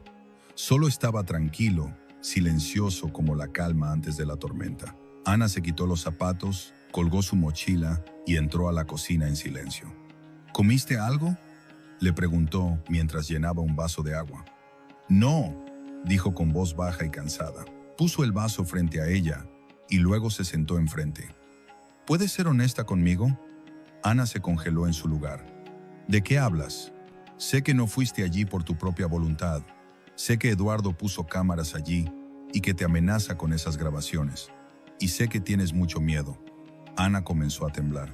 Cerró los labios firmemente y luego de repente comenzaron a caer las lágrimas y su voz se quebró. «Si publican ese video, no podré vivir». «¿Cuándo grabaron ese video?», preguntó Omar. La voz de Ana temblaba. «En esa primera noche, pensé que solo serviría bebidas, pero alguien me tocó. Traté de empujarlo. Luego alguien me arrastró a una habitación. No recuerdo todo, solo luces rojas y una cámara». Omar apretó los puños hasta que sus nudillos se volvieron blancos. Habían hecho esto a una niña de 14 años. Ana continuó. «Eduardo me dijo que si hablaba, enviaría el video a la escuela. Lo publicaría en internet. Si mi madre estuviera viva, se habría avergonzado de mí. Dice que perderás tu trabajo, que nos matarán. Nadie tiene derecho a borrarte de esta manera, Ana. Ana se cubrió la cara con las manos y estalló en llanto. Lo siento, solo quería ayudar a Rodrigo. Fui estúpida. Omar la abrazó contra su pecho. No dijo nada. Su garganta ardía, pero su corazón estaba frío como el hielo. A la mañana siguiente, Omar tomó la unidad que contenía los videos más claros y se encontró con Gabriel Morales. Las grabaciones mostraban a Ana saliendo de casa por las noches y regresando con moretones visibles en su cuerpo. Gabriel tomó un sorbo de su café fuerte y preguntó: ¿Qué planeas hacer? Iré a la policía. Gabriel frunció el ceño. Te dije que sin presión pública, la policía no mueve un dedo. Debo intentarlo. Y si rechazan, tendré una razón para exponerlos. Omar se dirigió a la estación de policía en la Colonia del Valle. La oficial de turno tenía unos 30 años, elegante en apariencia y de expresión fría. Su nombre era Carmen Delgado. Carmen revisó el informe y luego le preguntó: ¿Qué tipo de crimen estás denunciando? Explotación de menor, grabación con fines de chantaje y trabajo infantil forzado. Escribió en la computadora y preguntó: nombre de la víctima, Ana Castillo, edad 14 años, tu hija. Nombres de los sospechosos: Eduardo Ramos, dueño del restaurante Rosa Roja, y Rodrigo Navarro, la persona que engañó a mi hija. Carmen se detuvo un poco. ¿Ana vive contigo? Sí. ¿Te dijo explícitamente que está siendo forzada? Omar apretó los puños. Ella sufre trauma psicológico, pero tengo video claro de que sale por las noches y regresa con moretones. Le entregó la unidad, la puso en la computadora y revisó las escenas rápidamente. Luego negó con la cabeza. Señor Omar, según la ley actual, lo que pasó no se considera explotación si no hay evidencia clara de coerción. ¿Qué? ¿No es esto suficiente? El hombre tiene antecedentes. Mi hija está llena de moretones y sale con él por las noches. Entiendo tu preocupación, pero en el video no hay acto que pruebe el crimen. La niña no presentó denuncia formal y no hay evidencia de la amenaza del video. Pero él la amenazó. Le dijo que si hablaba, publicaría el video. Si traes el video que Eduardo grabó, abriremos el caso. Lo siento. No podemos comenzar una investigación basada en declaraciones indirectas. Omar se levantó furioso, su voz baja pero llena de ira. Entonces, si un niño es filmado en secreto y explotado, ¿la policía no actúa a menos que el video sea publicado en Internet? Carmen respondió fríamente: solo aplico los procedimientos. Reúne más evidencia y luego regresa. Gabriel sacó a Omar de la oficina, y tan pronto como cerró la puerta, Omar golpeó la pared con el puño con fuerza, hasta que se desgarraron los dedos. Robots vestidos con uniformes oficiales solo memorizan reglamentos y los aplican. Gabriel suspiró profundamente. Te dije desde el principio que no hacen nada. Este sistema protege a los poderosos y rompe los corazones de padres como tú. Esa noche Omar regresó a casa. Ana estaba sentada en una esquina de su habitación, abrazando su almohada, mirando al vacío con ojos vacíos. Se sentó junto a ella. Lo siento, fui a la policía. Ana no respondió. Rechazaron. Dijeron que ella consintió. La evidencia no es suficiente. Una niña de 14 años no merece protección, a menos que pida ayuda explícitamente. Una lágrima rodó por la mejilla de Ana. ¿Entonces soy culpable? No, tú eres la víctima. Tú eres mi hija. Ana susurró. Papá, si nunca hubiera existido, todo sería más fácil. Omar se estremeció y la abrazó fuertemente. Nunca digas eso. Vivo porque tú existes. Si supieras lo que hice, me odiarías. Solo odio a quienes te hicieron pasar por todo esto. Esa noche, después de que Ana durmiera, Omar se sentó en su escritorio. Revisó todos los videos, grabaciones de audio y notas. Comenzó a formarse un plan en su cabeza. Si la policía no actuaba, él lo haría con todo lo que tenía. Esa noche llovía ligeramente en la Ciudad de México. El frío y la humedad se filtraban en cada rincón de la casa. Eran las 2:17 a.m. Omar no podía dormir. Se sentó en la sala viendo los mismos clips una y otra vez. Sus ojos estaban rojos y le dolían por el cansancio extremo. Cada vez que veía a Ana escabullirse por la ventana, sentía que su corazón se rompía de nuevo. De repente escuchó el sonido del agua corriendo desde el baño. No era fuerte, pero era extraño a esta hora. Omar frunció la frente. Ana no se duchaba a estas horas. Se precipitó hacia el baño. La puerta estaba entreabierta. Una luz tenue se filtraba por debajo. Empujó la puerta suavemente y se congeló por el horror de la escena. Ana estaba sentada en el suelo frente al lavabo. Su ropa estaba completamente mojada, su cabello largo pegado a su cara. El agua seguía fluyendo. La sangre se mezclaba con el agua en las frías baldosas. Su muñeca izquierda estaba cortada y la herida aún sangraba. ¡Ana!, gritó Omar corriendo hacia ella. Ana abrió los ojos con dificultad y murmuró: «Lo siento. Si supieras lo que hice, me odiarías». «No, imposible». Omar agarró una toalla y presionó la herida. Sus manos temblaban violentamente. «Nunca digas eso otra vez. No hiciste nada malo». «Nada». La cargó en sus brazos. Su sangre manchaba su camisa. Corrió por las escaleras. «Ayúdenme. Alguien ayúdeme. Llamen a la ambulancia, por favor». Roberto Herrera, el vecino del piso inferior, abrió su puerta cuando escuchó los gritos. Se quedó atónito. «Dios mío, ¿qué le pasó? Intentó suicidarse. Debo llevarla al hospital inmediatamente». Roberto agarró su abrigo rápidamente. «El auto está en el garaje. Vámonos ahora». En el auto, Omar abrazaba a Ana fuertemente. Susurraba repetidamente: «Estarás bien. Estoy contigo. Te prometo que todo pasará». Las luces del Hospital General de la Esperanza parpadeaban. Los médicos se apresuraron a llevar a Ana al departamento de emergencias. Omar fue detenido en la puerta. Estaba cubierto de sangre, sus ojos fijos en la puerta cerrada, su rostro como piedra. Salió una mujer de unos 40 años con el cabello recogido hacia atrás. En su placa decía Dra. Isabel Herrera. ¿Eres el padre de Ana Castillo? Sí. ¿Cómo está? Detuvimos el sangrado. La herida era profunda, pero no amenaza su vida. Pero no creo que sea la primera vez. ¿Qué quieres decir? En su muñeca derecha hay marcas viejas. Parece que usó algo afilado como una navaja de afeitar. Su condición mental es muy frágil. Recomiendo ingresarla a la unidad de psiquiatría infantil. Omar asintió como un robot. Haz lo que sea necesario, cualquier cosa. Poco después apareció una mujer de unos 40 años. Su voz era suave pero clara. Era la Dra. Isabel Herrera, psiquiatra. Señor Omar, necesitaré más tarde una sesión privada con Ana. Pero déjame preguntarte ahora. ¿Crees que tu hija fue víctima de explotación? No en casa, sino afuera. Omar comenzó a relatar todo lo que había pasado. Su voz se quebraba, luego finalmente guardó silencio. Sus manos temblaban. La Dra. Isabel no interrumpió su relato, solo escuchó. Y cuando terminó, asintió. Haré un informe detallado, pero si este informe no tiene impacto legal, estas personas seguirán libres caminando por las calles.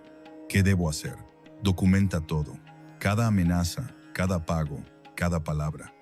Luego públicalo. Involucra a la prensa en el asunto. Solo cuando la voz se alza fuerte, la ley escucha. Esa noche, Ana abrió los ojos lentamente. Miró a su alrededor cansada y confusa. Omar estaba sentado junto a su cama, sosteniendo su mano. «Estoy aquí. ¿Me escuchas, cariño?» Ana asintió suavemente. «¿Por qué, pequeña? ¿Por qué hiciste esto?» Estaba cansada. Ya no podía soportar. Cada vez que abro los ojos siento miedo, siento vergüenza. Cada vez que voy a la escuela temo que alguien descubra. El miedo vive dentro de mí siempre. Nadie tiene derecho a hacerte sentir sucia. No hiciste nada malo. Los que deben avergonzarse son los que te hicieron esto. ¿No me dejarás, verdad?» Omar apretó su mano. «Perdí a tu madre y juro que no te perderé a ti también». Al día siguiente, Omar fue a una farmacia cerca del hospital. Buscaba equipo de cámara oculta. Detrás del mostrador había un hombre de unos 40 años con gafas llamado David Martínez. Cuando le explicó la situación brevemente, David sacó una pequeña bolsa. «Esta es una cámara con forma de botón.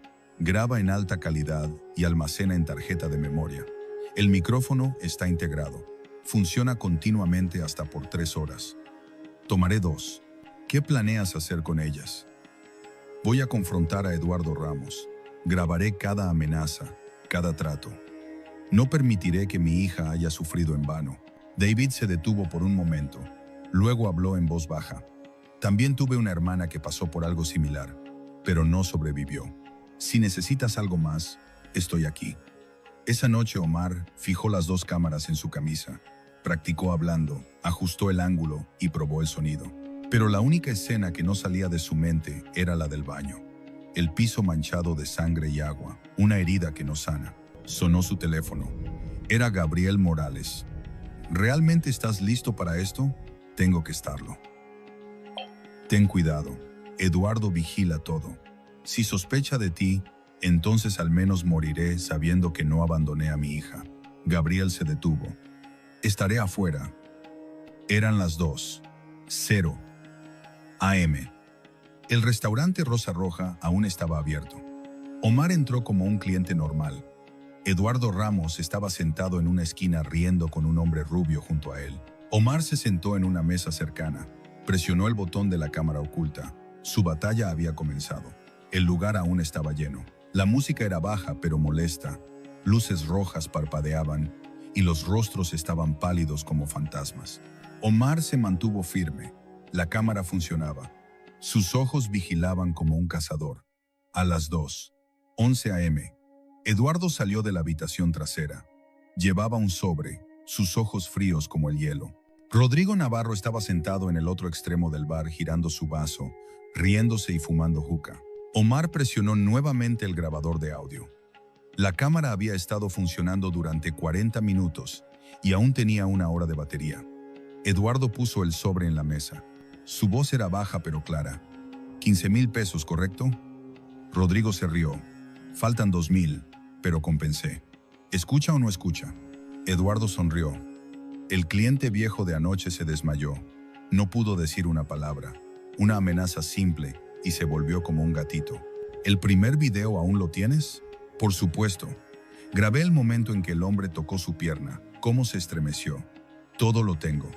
Omar apretaba fuertemente la mandíbula hasta que sus músculos temblaban. Presionaba con la mano el borde de la mesa, como si estuviera a punto de romperla. Eduardo miró alrededor y luego murmuró en voz baja. Lloraba anoche en el baño. Si colapsa, borro todo y desaparezco de la ciudad. Y tengo mi garantía. Si alguien habla, publico fotos de su familia en todos los sitios web. Y si quiero, hago que la propia chica aparezca como si hubiera enviado los videos. Y la gente cree rápidamente.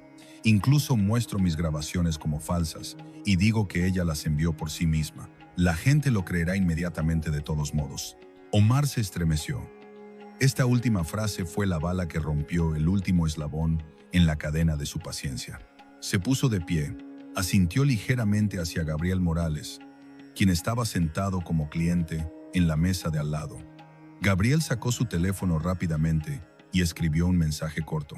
En ese momento, Ana salió de la puerta trasera. Llevaba una bandeja de bebidas y sus manos temblaban. En la mesa número 5, un hombre con barriga prominente levantó la mano. «Ven aquí, hermosa. Sonríeme un poco». Ana trató de sonreír, pero era una sonrisa torcida llena de dolor. El hombre la jaló a su regazo. Ella se congeló en su lugar. Miró alrededor con los ojos como pidiendo ayuda en silencio. Omar sacó su teléfono y fingió hacer una llamada. «Sí, estoy afuera ahora». «Espera en el auto». Salió rápidamente y después de 1 minuto Gabriel lo siguió y asintió. «Conseguimos todo. La imagen está clara y el sonido es nítido. Debemos enviarlo a Elena Morales. No hay tiempo que perder». A la mañana siguiente, Omar se puso su abrigo gris y se dirigió a la sede del periódico El Universal.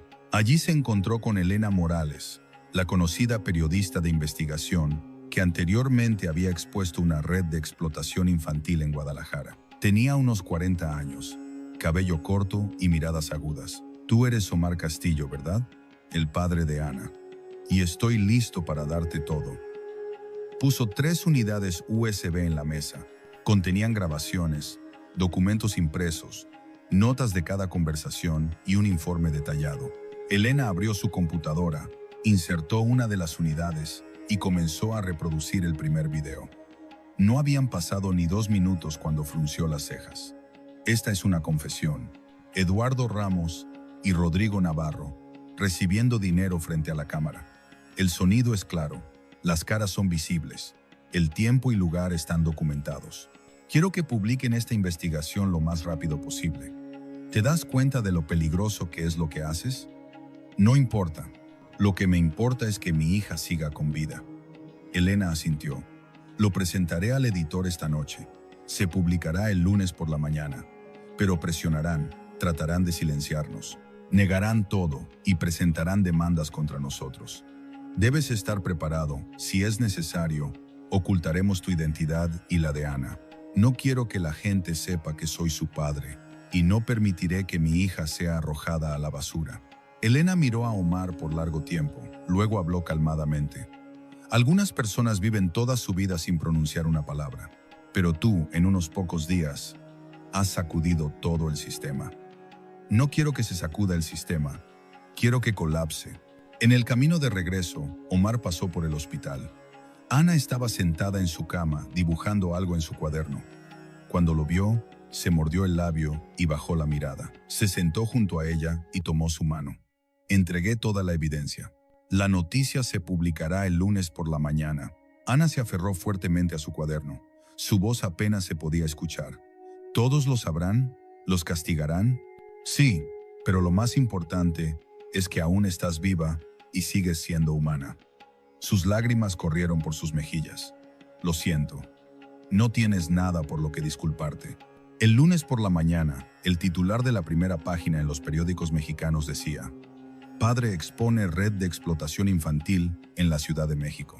Se revelaron las identidades de los acusados y la policía ya no podía ignorar el asunto debido a la presión de la opinión pública y el impacto mediático.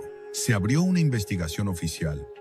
En 24 horas se examinaron las grabaciones de las cámaras y se confirmó su autenticidad. El tribunal emitió una orden de arresto urgente contra Eduardo Ramos y Rodrigo Navarro por cargos de explotación de menores, chantaje, usando grabaciones de video y amenazar testigos. El restaurante Rosa Roja fue cerrado con sello rojo. En el allanamiento nocturno, la policía encontró 14 niñas menores de 17 años que trabajaban en condiciones inhumanas. Cuando las esposas frías se cerraron en las muñecas de Eduardo, gritó a los periodistas: «Tengo respaldo, todos van a pagar». En ese momento le respondió con voz firme la oficial que había rechazado la denuncia de Omar anteriormente, Carmen Delgado: «Todo está expuesto ahora. El que se arrepentirá eres tú». 3 meses después de exponer el caso del restaurante Rosa Roja, llegó la primavera a la Ciudad de México en silencio. Sol cálido, brisas suaves.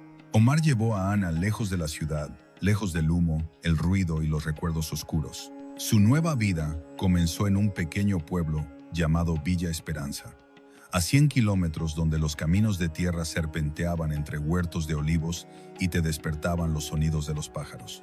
Omar abandonó su profesión de 20 años como técnico en refrigeración. Vendió todas sus herramientas y, con ayuda modesta de una fundación para la protección de niños, comenzó una vida más tranquila para su hija. Alquilaron una pequeña casa con techo de tejas rojas que daba a las montañas.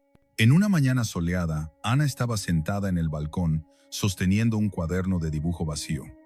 Tenía 14 años, estaba más delgada que antes, pero su mirada había cambiado. Ya no estaba llena de miedo, sino de paz. El comienzo de la sanación.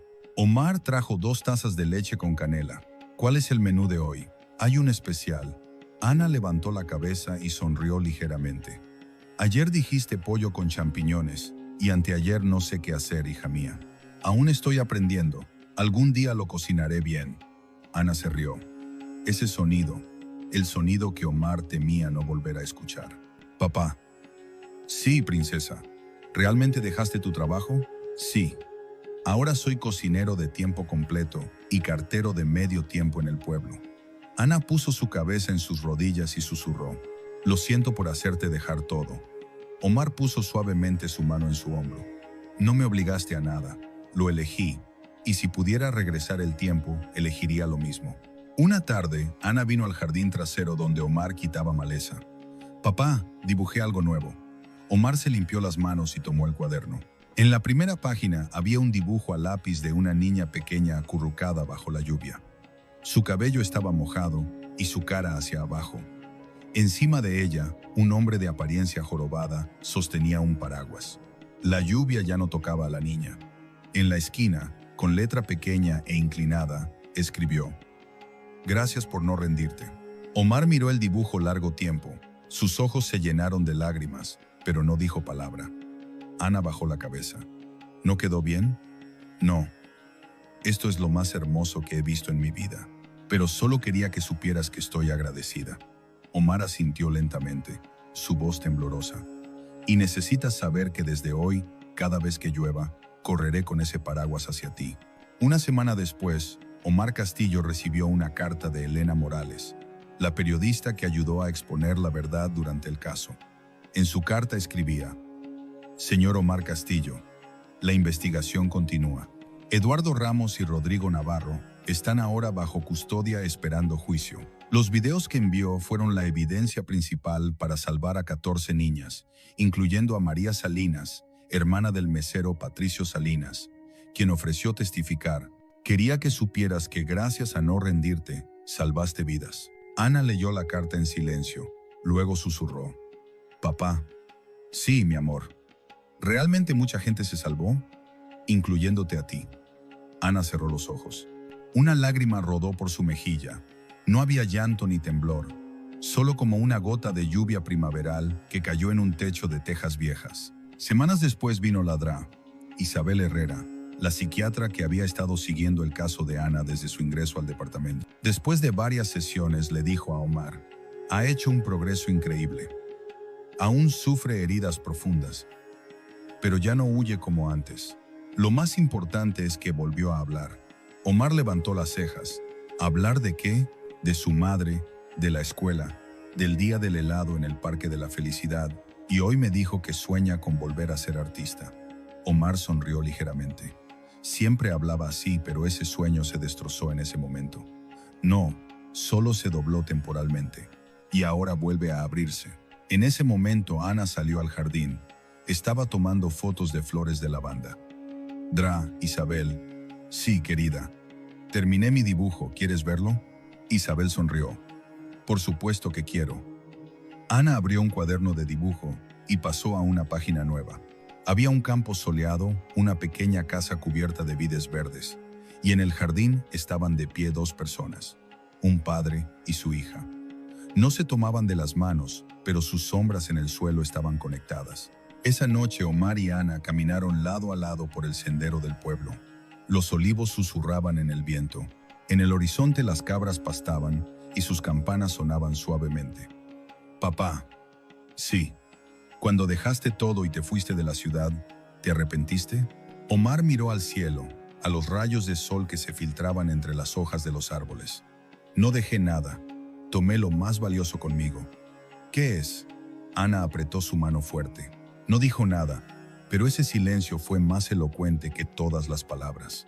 Al final del día, en su pequeña habitación, Omar colgó el dibujo del paraguas en la pared con 4 pedazos de cinta adhesiva. No necesitaba un marco elegante, solo necesitaba permanecer en el rincón más sagrado de su corazón.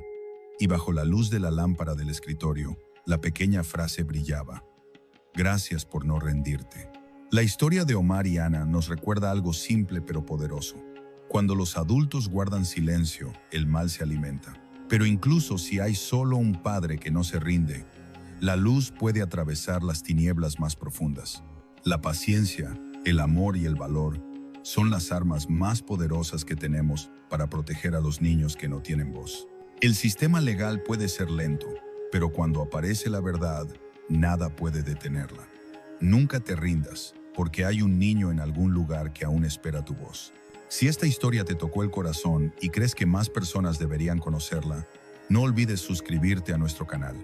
Cada suscripción nos ayuda a seguir compartiendo historias que realmente importan.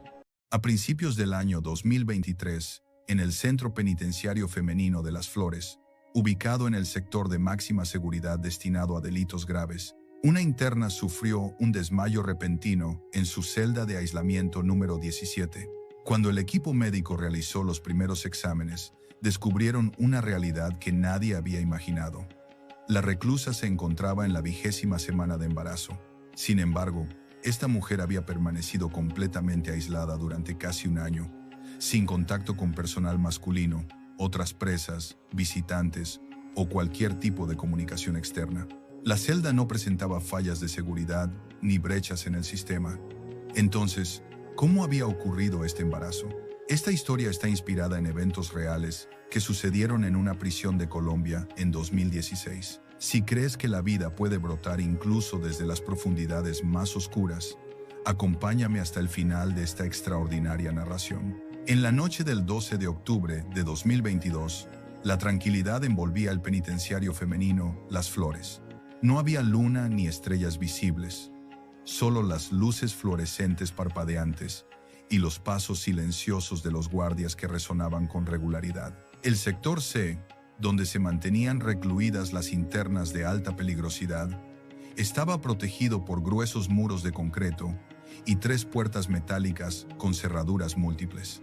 Allí se encontraba la celda número 17, donde la luz natural jamás penetraba y el tiempo parecía haberse detenido. En ese lugar vivía la interna Esperanza del Carmen Vázquez, de 34 años, condenada a cadena perpetua en 2020 por tráfico de drogas a gran escala. Desde hacía 2 años aproximadamente, permanecía en aislamiento total. Nadie la visitaba, no recibía correspondencia, no conversaba con nadie y únicamente era observada por 3 guardias femeninas que se turnaban. Esperanza mantenía una conducta tranquila y ordenada, sin causar disturbios ni mostrar signos de alteración psicológica o conductual. Cumplía puntualmente con las comidas y respetaba los horarios de aseo bajo estricta supervisión. Esa noche fue igual a tantas otras. Esperanza no lograba conciliar el sueño, algo que le ocurría desde su ingreso a esa celda. Se recostó contra la pared, inclinó la cabeza hacia un lado y, sin darse cuenta, llevó su mano hacia el vientre. No habló ni suspiró. Sus ojos parecían vacíos, como si miraran más allá del muro, hacia su destino o hacia la nada. A las 11:46 de la noche, el oficial de turno Miguel Ángel Herrera, quien supervisaba el sector, observó a través del sistema de vigilancia cómo Esperanza se levantaba bruscamente, daba un paso y se desplomaba sobre el suelo. Su cabeza golpeó contra el borde de la cama de concreto y perdió el conocimiento. Inmediatamente activó la alarma y puso en marcha el protocolo de emergencia de nivel 2. En menos de 3 minutos llegó el equipo de intervención rápida a la celda. Abrieron las 3 cerraduras consecutivas y trasladaron a Esperanza en una camilla. Había perdido el conocimiento. Su mano derecha seguía sobre el vientre y tenía sangre en los labios debido a una mordedura. Su pulso era débil y los latidos del corazón lentos. Cuando llegó a la unidad médica de la prisión, el doctor encargado del turno, Carlos Alberto Mendoza, comenzó inmediatamente a prepararle una vía intravenosa y a medir su presión arterial. Luego realizó un examen con ultrasonido para descartar hemorragia interna. En cuanto el transductor tocó su abdomen, se quedó paralizado. En la pantalla apareció un saco gestacional avanzado y un corazón latiendo con fuerza. El embarazo estaba aproximadamente en la semana 19 o 20. En ese momento, nadie en la habitación pronunció palabra alguna. Las señales de shock se reflejaban en todos los rostros. ¿Cómo era posible que esto hubiera sucedido? El doctor Carlos preparó un informe urgente, lo firmó inmediatamente y lo envió a la administración penitenciaria. Al día siguiente, a las 6 de la mañana, el equipo se reunió en la sala de comando, donde el director de la prisión, Alejandro Morales Jiménez, les presentó el informe. Esta mujer ha estado sola durante casi un año. Nadie ha tenido contacto con ella. Nadie ha entrado a su celda. El sistema de cerraduras es doble, electrónico y manual. Las cámaras funcionan las 24 horas. Ahora díganme, ¿cómo quedó embarazada esta mujer? La administración penitenciaria actuó inmediatamente y formó una comisión de investigación interna especial. Se recopilaron todas las grabaciones de las cámaras de seguridad de los últimos 60 días. Se reunieron los nombres de todos los empleados que habían tenido acceso directo o indirecto a la celda número 17 durante los últimos 6 meses. Todo fue inspeccionado con precisión, pero todos parecían perseguir un fantasma invisible. Esa tarde, Esperanza del Carmen Vázquez recuperó la conciencia y en cuanto abrió los ojos, pronunció una sola frase: Sabía que estaba embarazada. Solo quiero dar a luz a mi hijo. El doctor Carlos Alberto Mendoza le preguntó si había sido forzada. Esperanza negó con la cabeza. ¿Sabes quién es el padre?, preguntó. Esperanza guardó silencio. ¿Lo hiciste tú misma?, insistió. Ella respondió simplemente: estuve sola. Si te está gustando esta increíble historia, no olvides suscribirte y activar las notificaciones para no perderte contenido como este, que te hará reflexionar sobre los límites del amor maternal y la esperanza humana. Cuando Esperanza del Carmen Vázquez cumplió 25 años, muchas personas aún luchaban por encontrar su camino en la vida, pero ella ya se había convertido en una académica reconocida en su campo. Tenía estudiantes, se ganaba el respeto y un futuro brillante la esperaba. Sin embargo, en la cima de este ascenso, Esperanza conoció a un hombre 7 años mayor que trabajaba en comercio de importación y exportación en la región del Valle del Magdalena. Su conversación era convincente, su vestimenta impecable y su apariencia inspiraba confianza. Frecuentemente llegaba a la puerta de la Facultad de Farmacia en Medellín con una camioneta blanca pequeña, esperándola al terminar sus clases con una flor en la mano y una sonrisa cálida en el rostro. Esperanza vio en este hombre un regalo de la vida después de años de estudio y esfuerzo. Se enamoró y las cosas avanzaron rápidamente. Se casaron en poco tiempo y en el transcurso de un año, Esperanza abandonó su carrera académica y se trasladó con su esposo a la región de los Llanos Orientales. Pero solo 6 meses después del matrimonio, descubrió que el esposo en quien había confiado estaba hundido en deudas por apuestas e inversiones fallidas. Esperanza no se enojó ni lo abandonó, sino que vendió el apartamento que estaba registrado a su nombre en Medellín y pagó todas sus deudas, esperando que el sacrificio salvara su matrimonio. Pero la vida no le da a todos una segunda oportunidad. Una noche, sin motivo aparente, su esposo desapareció de repente, dejando atrás solo las deudas y una mujer destrozada. Después de esa noche, Esperanza intentó mantenerse con vida dando clases particulares básicas. No le quedaban ni reputación ni futuro.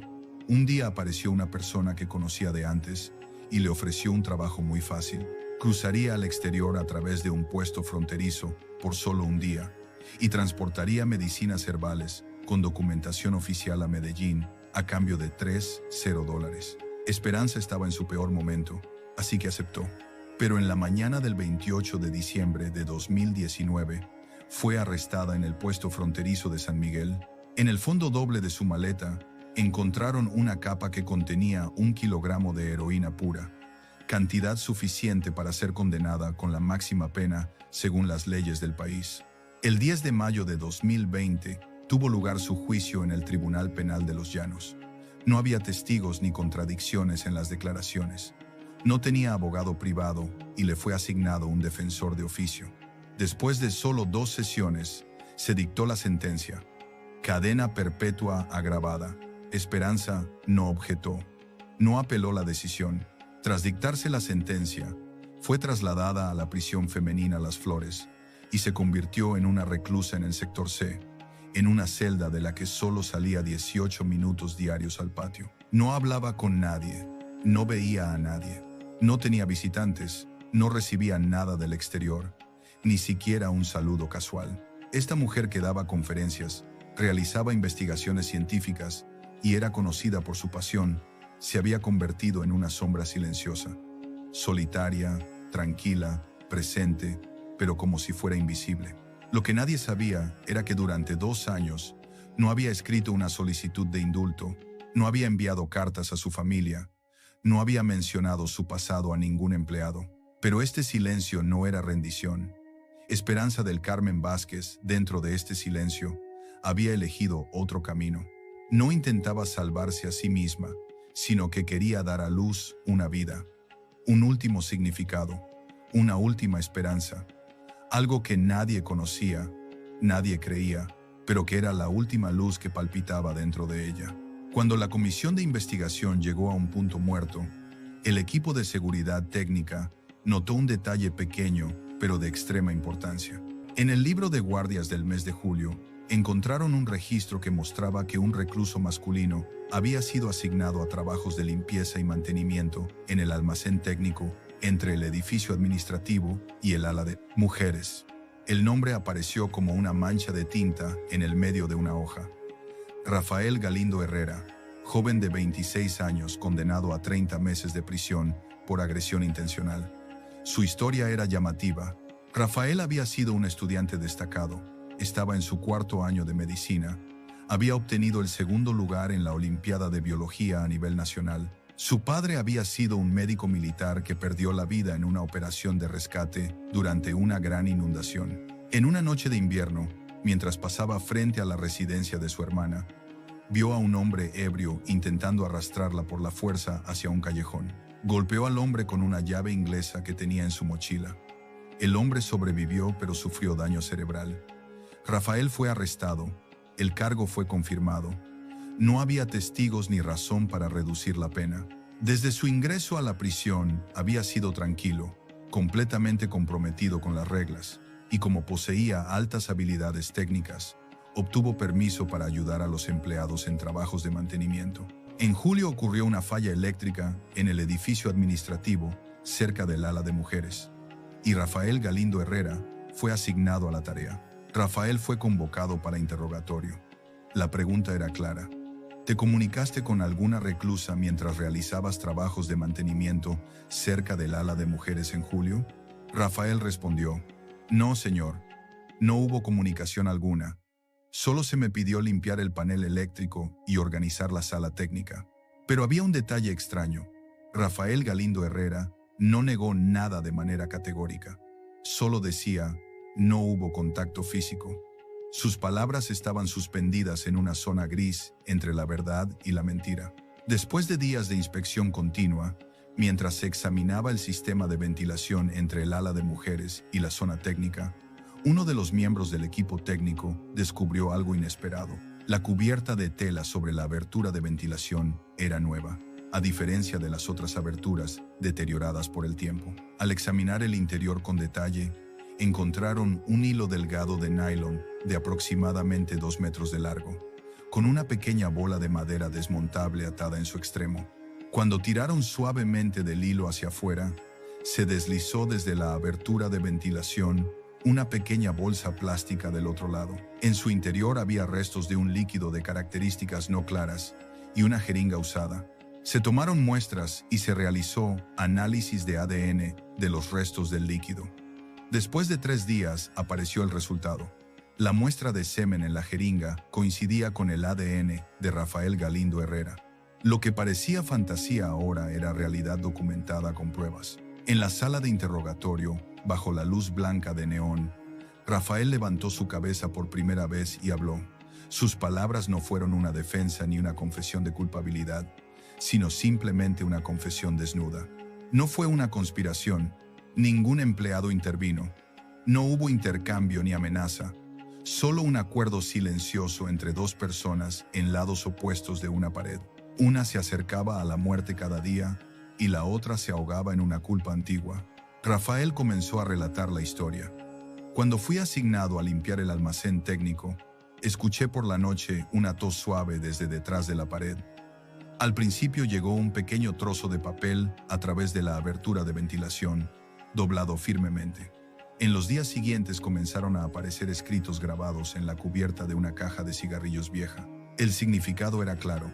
No quiero vivir, solo quiero dar a luz. Una noche, Esperanza del Carmen Vázquez envió una nota final. Si tuviera un deseo antes de morir, sería convertirme en madre. Rafael no respondió inmediatamente, pero después de 2 noches, envió a través de la abertura de ventilación una pequeña bolsa atada con hilo de nylon delgado.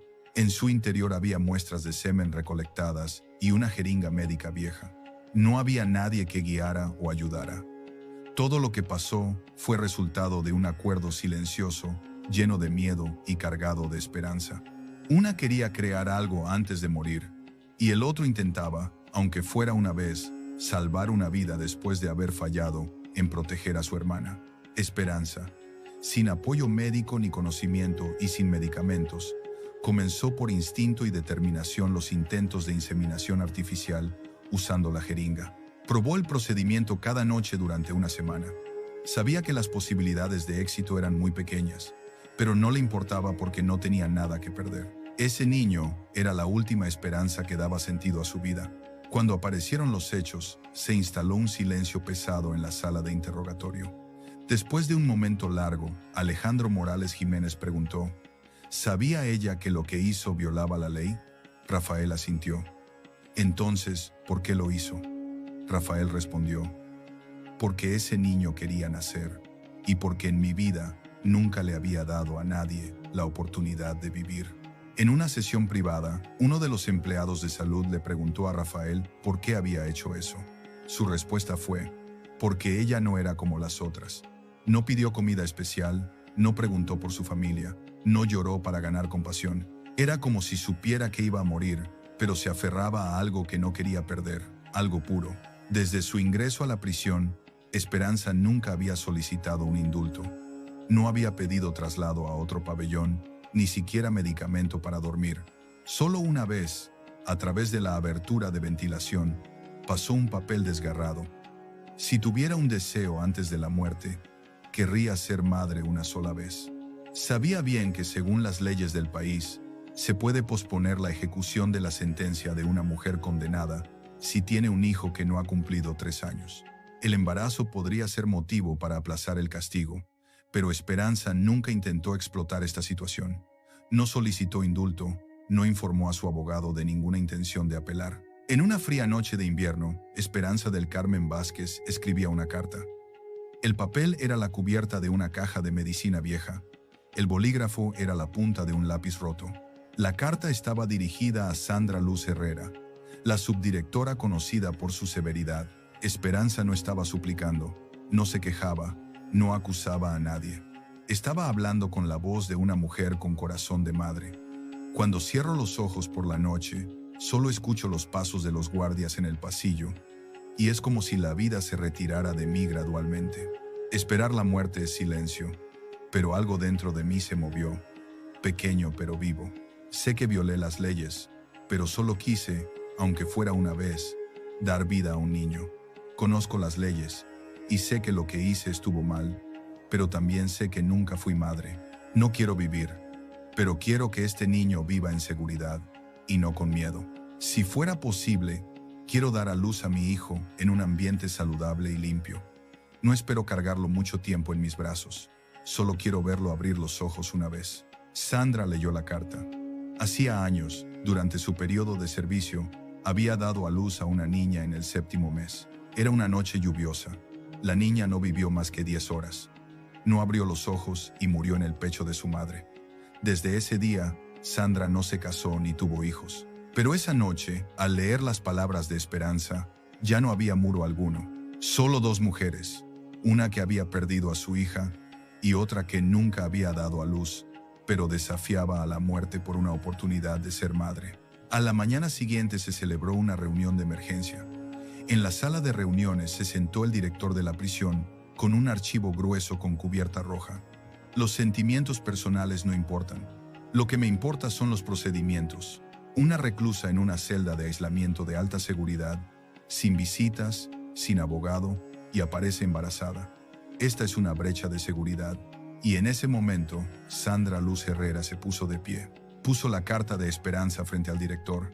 No niego que Esperanza violó la ley, pero no creo que lo que pasó fuera un plan para obtener reducción de pena. Sandra continuó. Leí su carta. No mencionó en ninguna línea que quería vivir.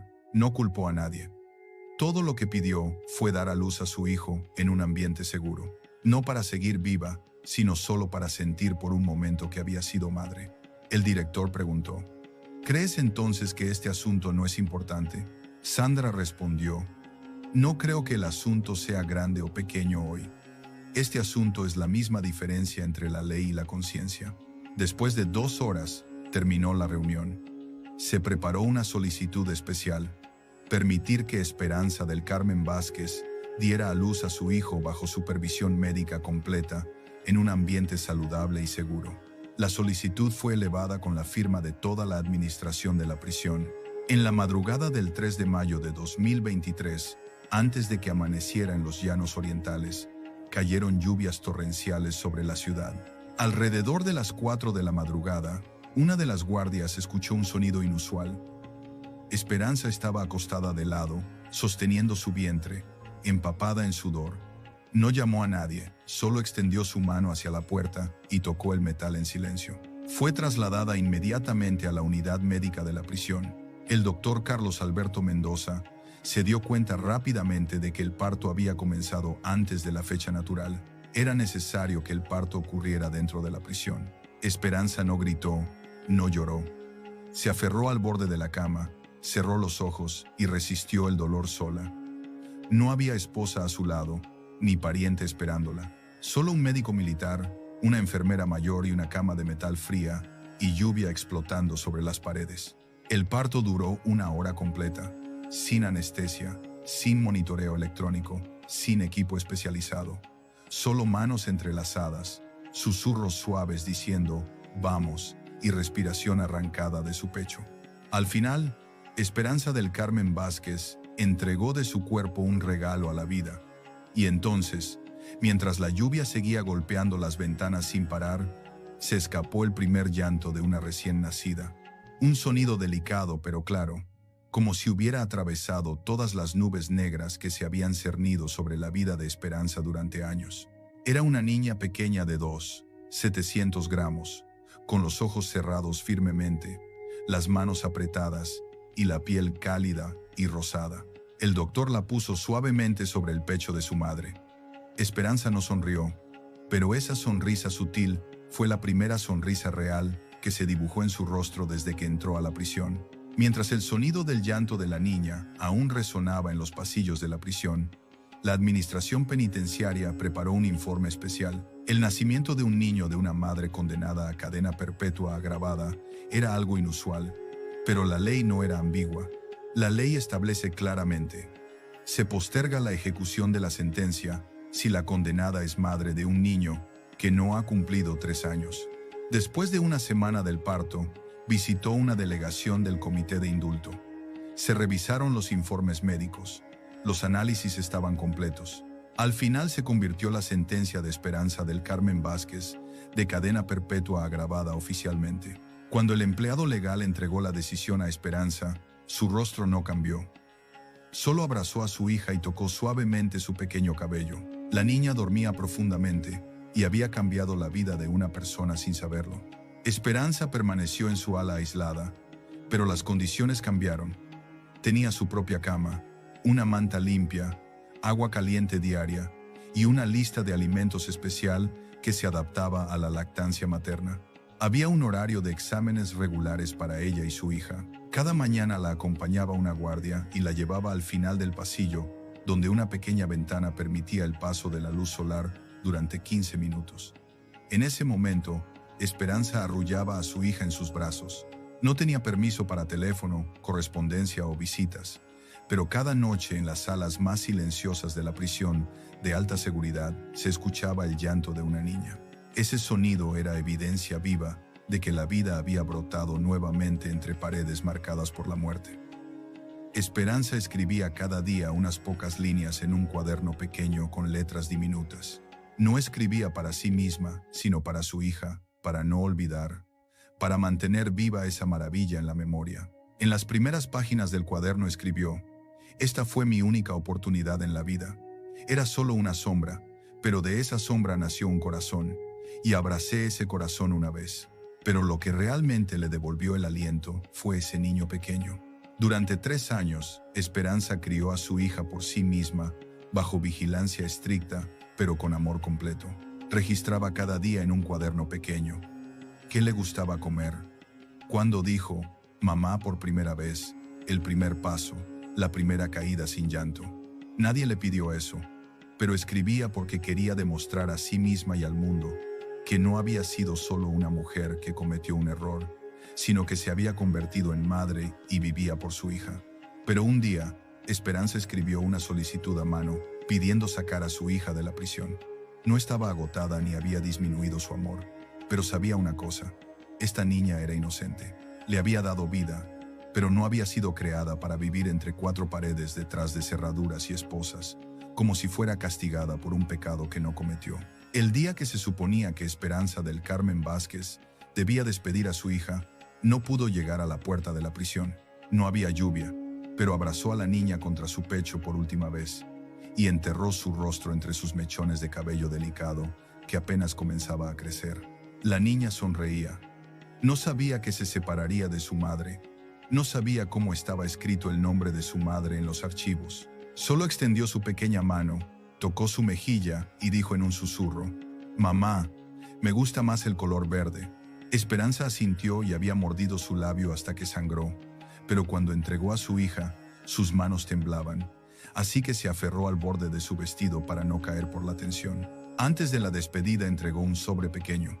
No había dinero, juguete o regalo. Solo había una foto, la primera y última foto que reunía a Esperanza y a la niña, y un cuaderno de aproximadamente 80 páginas escrito a mano. En la primera página escribió: «Para mi querida Luz Esperanza, eres lo más hermoso que hice en mi vida. Si lees esto algún día, sepas que tu madre vivió por ti. No para ser perdonada, sino para seguir siendo una gota de luz en la oscuridad de la vida». Se cerró la puerta del automóvil. La niña miró hacia atrás, y a esa edad no habría entendido que la mujer parada allí había sacrificado todo por ella. Pero los ojos de esa mujer dijeron todo. Esperanza ya no era una condenada esperando perdón. En ese momento era solo una madre entregando su vida al mundo exterior mientras ella permanecía detrás de las rejas. En las afueras de un pequeño pueblo en la región de los Llanos Orientales, había una casa vieja con un jardín donde crecían árboles de almendro y albahaca. Frente a ella había una campana pequeña y pollos pasaban por el costado tranquilamente. La gente de allí la llamaba la casa de la tía Esperanza. No había cartel en la puerta ni nombre de asociación registrado.